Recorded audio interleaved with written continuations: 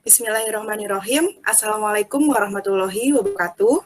Perkenalkan, nama saya Lisetia Mainur Jayanti, NIM J40190033 dari Kesmas 4A Universitas Muhammadiyah Surakarta. Di sini saya dan teman saya, Cynthia Apsari Permanadewi, NIM J40190030 dari Kesmas 4A Universitas Muhammadiyah Surakarta hendak memenuhi tugas bahasa Indonesia, yaitu jurnal. Di jurnal ini kita akan membahas jurnal kesehatan masyarakat, di mana dalam jurnal ini kita akan membahas analisis faktor-faktor penyebab kejadian HIV/AIDS pada remaja.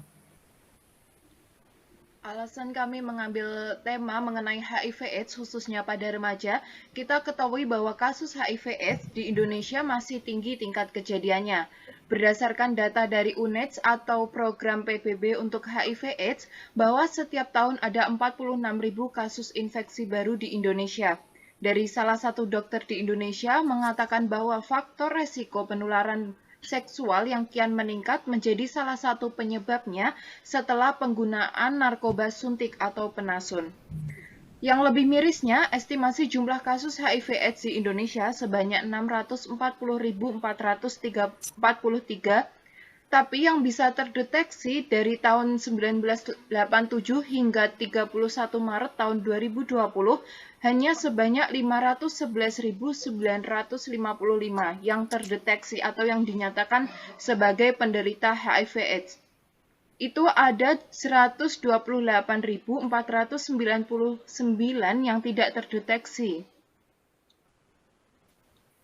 Namun, semenjak adanya pandemi, seakan-akan masalah HIV/AIDS tenggelam atau tidak diangkat kembali, padahal penyebarannya tetap terjadi, terutama melalui hubungan seksual di dalam dan di luar nikah dengan pengidap HIV/AIDS dengan kondisi laki-laki tidak memakai kondom.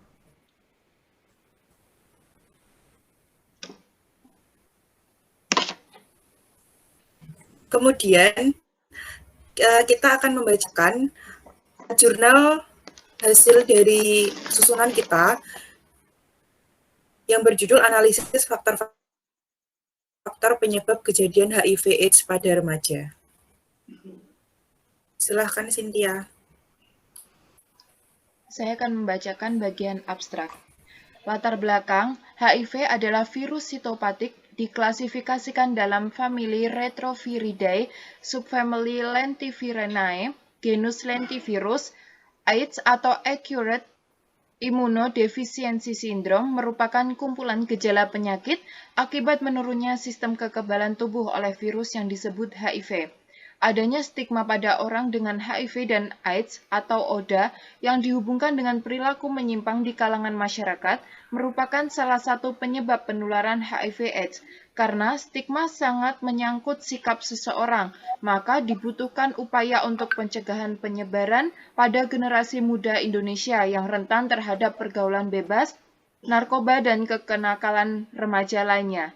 Tujuan penelitian ini untuk mengetahui tingkat pengetahuan remaja tentang HIV/AIDS berdasarkan kajian literatur. Metode penelitian yang digunakan adalah studi literatur. Hasil studi literatur dari 5 jurnal bahwa tingkat pengetahuan tentang penyakit HIV/AIDS cukup baik dengan nilai rata-rata sebanyak 50,094%, baik 30,23% dan kurang baik 19,676%.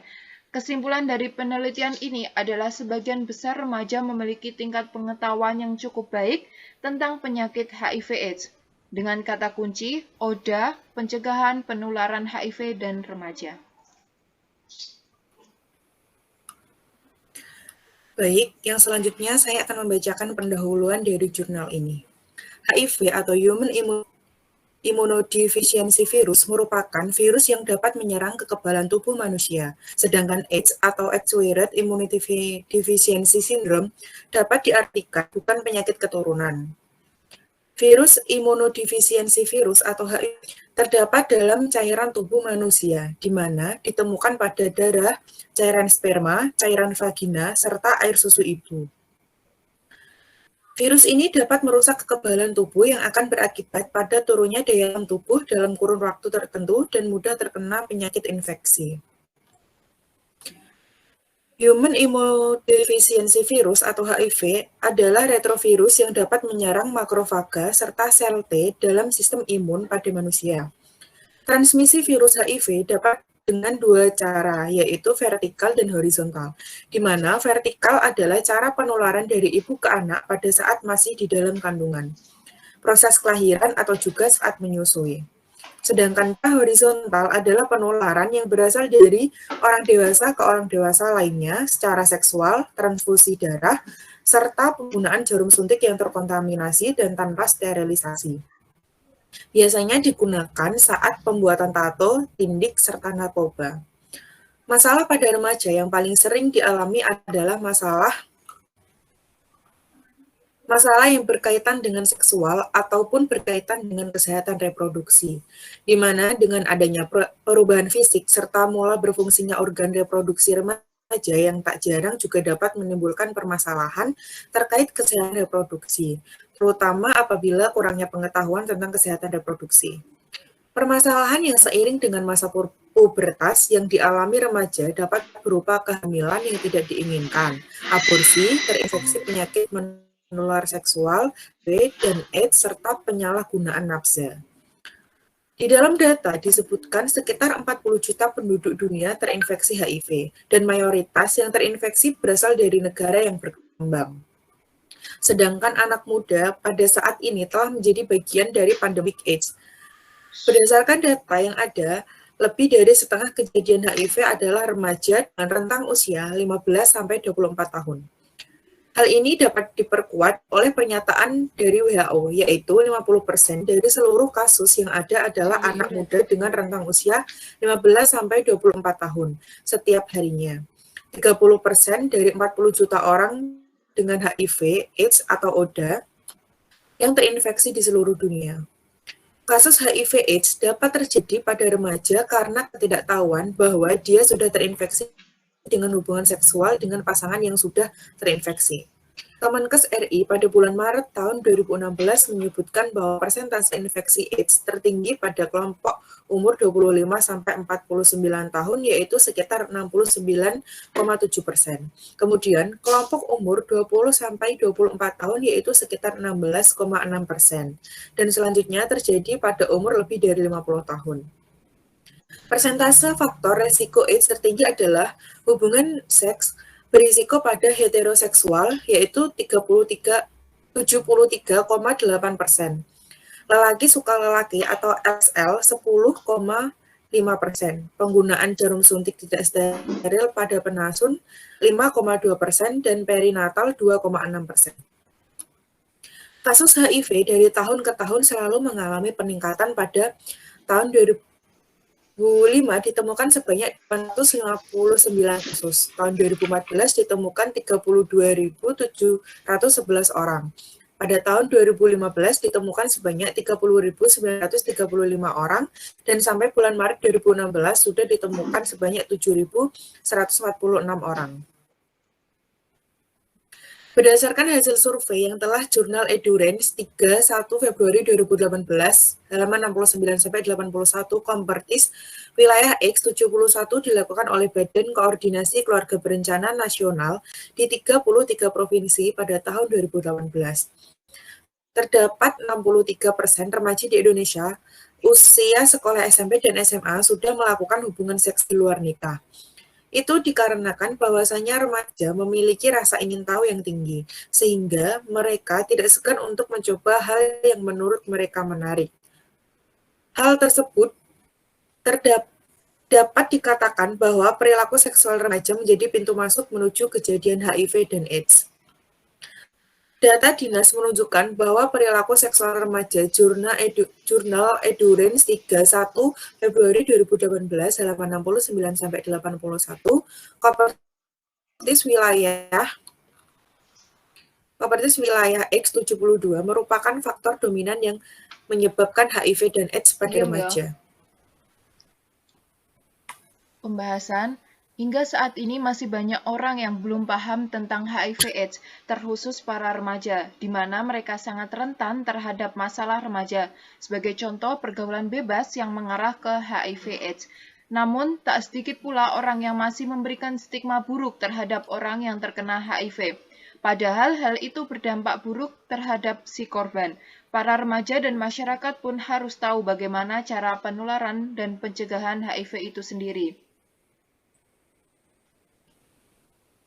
Pengetahuan seseorang tentang suatu hal akan mempengaruhi sikapnya, sikap positif maupun negatif, tergantung dari pemahaman individu tentang suatu hal tersebut. Sehingga sikap ini selanjutnya akan mendorong individu melakukan perilaku tertentu pada saat dibutuhkan. Akan tetapi, jika sikapnya negatif, justru menghindari untuk melakukan perilaku tersebut. Salah satu hal yang bisa dilakukan yaitu melalui penyuluhan. Penyuluhan merupakan salah satu metode yang digunakan dalam memberikan pengetahuan tentang HIV dan AIDS yang dapat mendorong seseorang meningkatkan sikap positif pada ODA atau orang dengan HIV/AIDS. Penyuluhan ini dilakukan agar dapat memberikan informasi guna para remaja bisa mengambil atau membuat keputusan yang benar. Berdasarkan hasil analisis sikap responden, didapatkan adanya peningkatan rata sikap responden pada kelompok eksperimen setelah diberikan penyuluhan tentang HIV dan AIDS. Berdasarkan hasil penelitian tentang sikap responden pada kelompok kontrol, tidak mengalami peningkatan namun penurunan pada hasil pretest dan posttest. Menurut analisis peneliti, kenaikan sikap sangat dipengaruhi oleh suasana kelas yang kondusif selama penelitian berlangsung, diskusi yang interaktif, dan antusiasme responden pada saat penyuluhan. Hasil penelitian ini juga bervariasi karena tingkat pemahaman responden yang berbeda-beda. Pada saat penelitian dimulai, siswa yang tertarik dengan topik tentang HIV akan membuat suasana penyuluhan semakin hidup. Meski ada beberapa siswa gugur untuk menjadi responden, tetapi mereka tetap ikut berpartisipasi dalam tanya jawab ketika proses diskusi. Penelitian ini telah membuktikan bahwa penyuluhan dapat meningkatkan pengetahuan, sehingga siswa dapat mengetahui sikap yang tepat pada ODA. Peningkatan sikap siswa bermakna bahwa responden memahami materi dan mampu menyerap materi yang telah diberikan. Hasil uji Pearson test didapatkan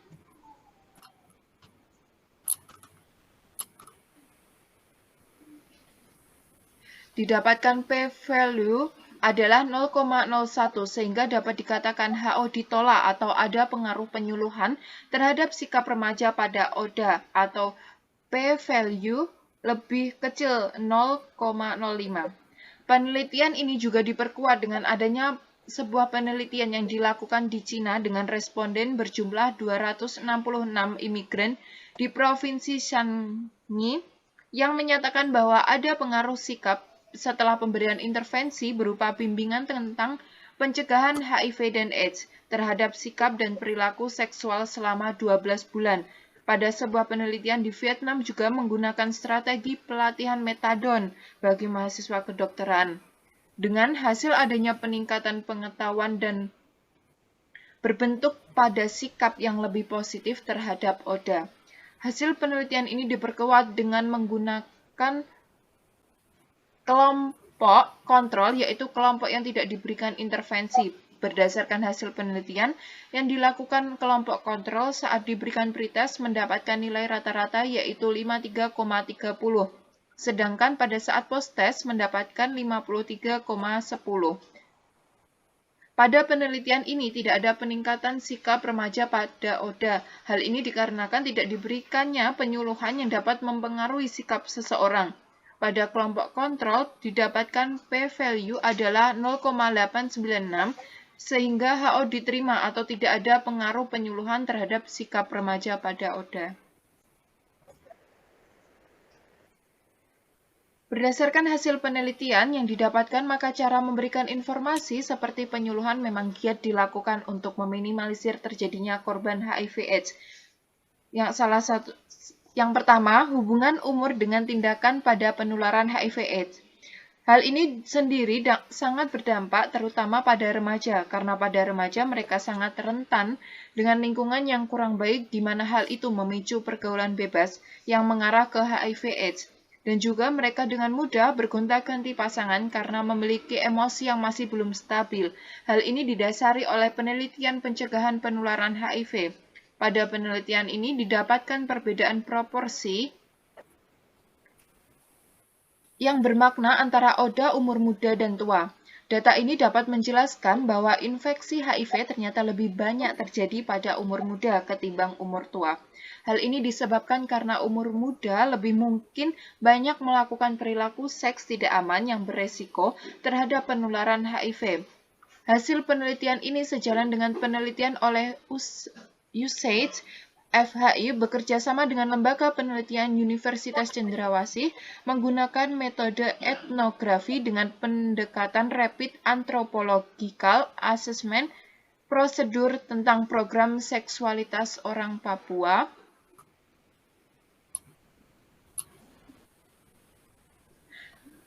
menjelaskan adanya hubungan antara aktivitas seksual dalam kebudayaan suku bangsa Marin Anim dengan kasus epidemi AIDS di Merauke. Terdapat berbagai ritual seks bebas di kalangan suku bangsa Marin Anim, khususnya pada umur muda. Dapat disimpulkan bahwa ODA umur muda lebih beresiko berperilaku seksual tidak aman sehingga kurang dalam melakukan tindakan pencegahan penularan HIV dibandingkan dengan umur tua. Namun, dalam beberapa kasus, umur tua juga dapat berperilaku seks beresiko. Hubungan jenis kelamin dengan tindakan pencegahan penularan HIV. Deskripsi statistik penelitian ini menjelaskan bahwa distribusi penularan HIV tidak terletak pada perbedaan jenis kelamin.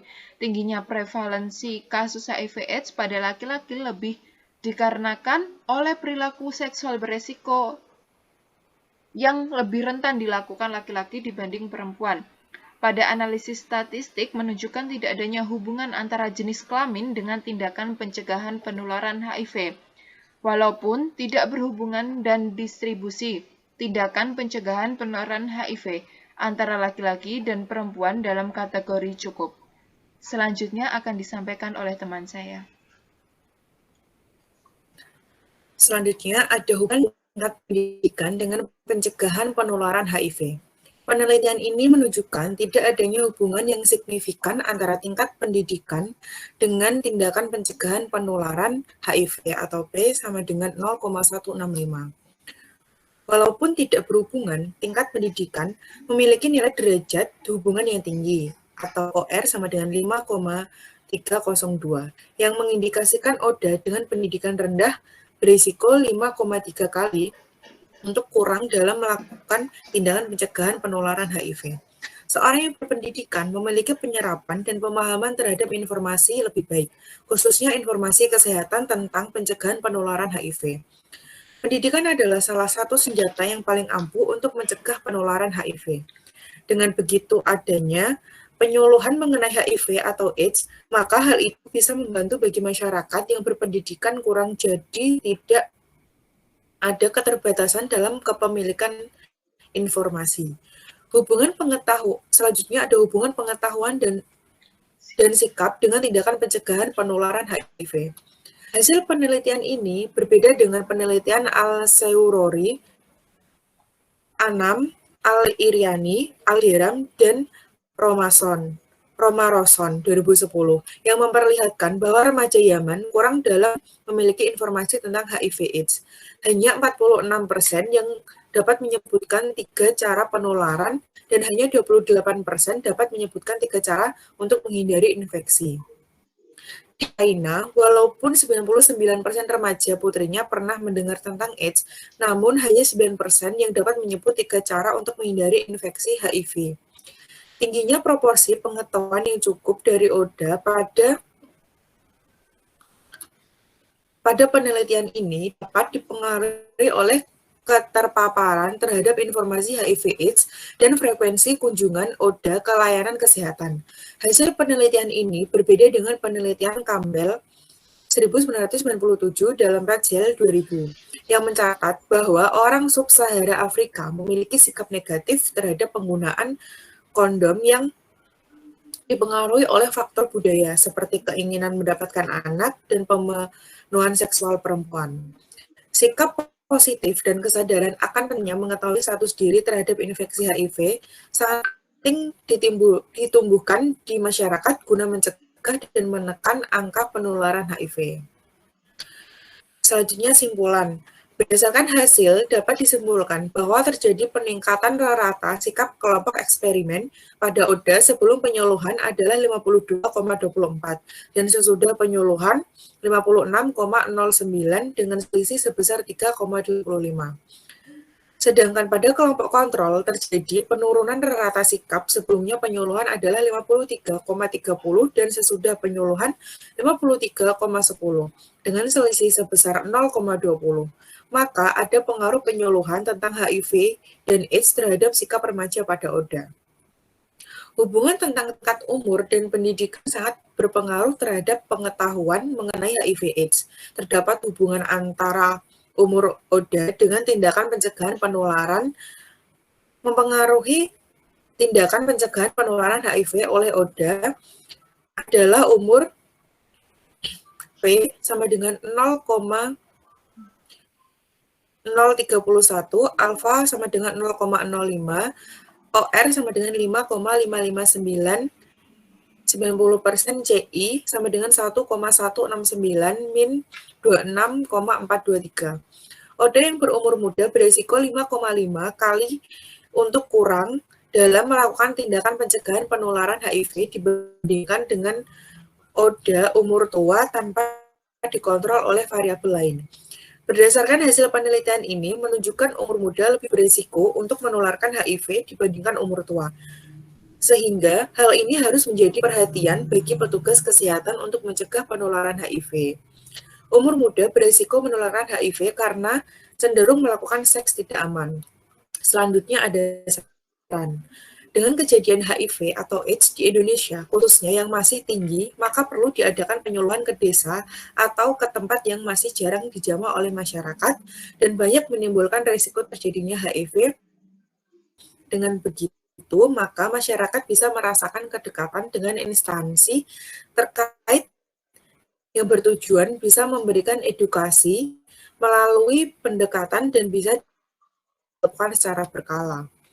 Dan juga untuk kasus ini, dengan cara meningkatkan pengetahuan remaja, untuk meningkatkan pengetahuan remaja di masa sekarang dapat dengan media sosial bahkan bisa dimasukkan dalam saat penyampaian materi pada saat pembelajaran sekolah.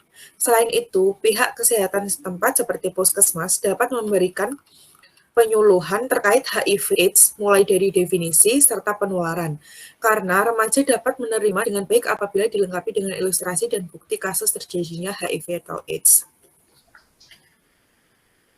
Selanjutnya ini ada beberapa daftar pustaka, referensi dari jurnal yang kami susun. Teman saya Cynthia Apsari Permana Dewi, kurang lebihnya dan ada salah kata dalam jurnal, kami ucapkan maaf sebesar-besarnya. Sekian, wassalamualaikum warahmatullahi wabarakatuh.